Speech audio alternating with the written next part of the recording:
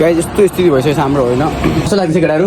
बहुत खराब रे जिन्दगी त राम भइसकेको छ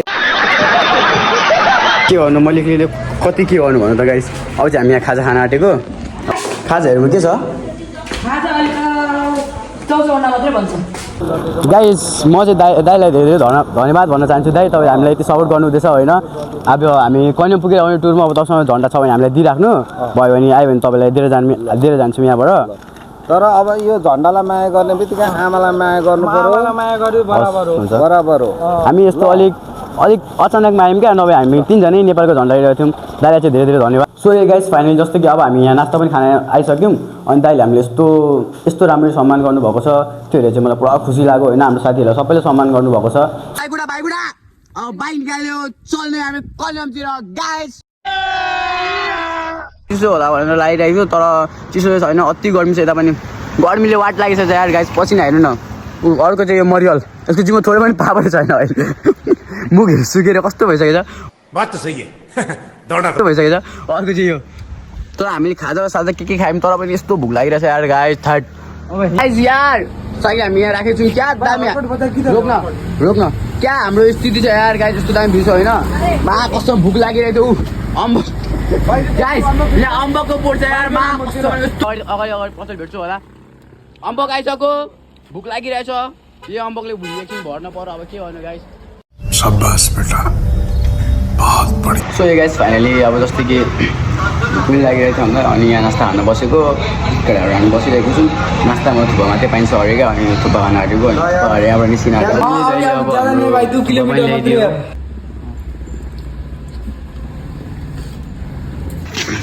सो यो गाइस अब हामी यहाँबाट नास्ता खाएर अब निस्किन आँटेको अब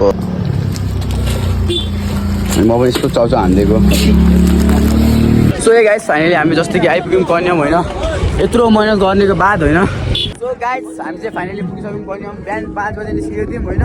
अहिले चाहिँ फाइनली 3:20 भइसकेछ अनि हामी केटाहरू चाहिँ आइपुग्यौँ हाम्रो केटाहरू चाहिँ यहाँ छ होइन 2 जना यहाँ छ अब 3:20 भइसकेको छ गाइस अब यहाँबाट फेरि कति बजी हामी झापा जाने होला त्यो पनि थाहा छैन फेरि फाइनली कन्याम पुगिसक्यौँ यस्तो भ्यू छ यहाँको होइन हेर्न सक्नुहुन्छ त्यो पनि साइकलमा यार गाइस अमेजिङ